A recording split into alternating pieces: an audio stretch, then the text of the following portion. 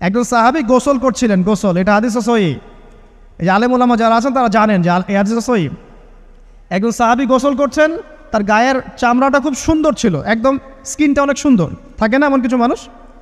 আচ্ছা, এখন আরেকজন সাহাবী এই গোসল দেখছেন দূর থেকে, দেখে বলছেন যে কি চমৎকার তার শরীরের রংটা, যেন কুমারী নারীর মতো, অনেকটা এমন একটা কথা তিনি বলেছিলেন।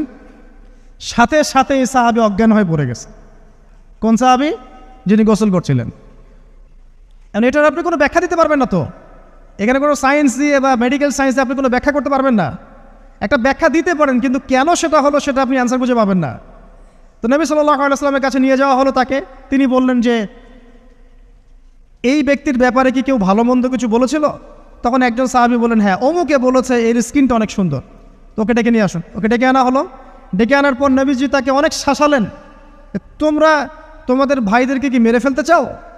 তখন এই সাহাবী তো অবাক, আমি আবার কখন মারতে চাইলাম ইয়া রাসূলুল্লাহ? আমি তো মারতে চাই নাই, আমি তো খালি বলেছি যে তার গায়ের রংটা অনেক সুন্দর। তখন তিনি বললেন, কেন তুমি সুবহানাল্লাহ বললে না, কেন তুমি মাশাআল্লাহ বললে না? যখন মাশাআল্লাহ বলবেন, সুবহানাল্লাহ বলবেন, নজরটা লাগবে না। আর যখন আপনি মাশাআল্লাহ বলবেন না, সুবহানাল্লাহ বলবেন না, দেখবেন নজর লেগে গেছে।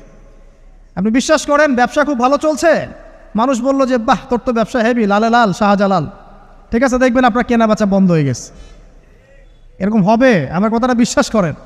এটা কিন্তু সায়েন্স প্রমাণ করতে পারবেন না, আল্লাহ এবং তার রাসূল বলেছেন, তার উপরে কোনো সত্য নেই আছে।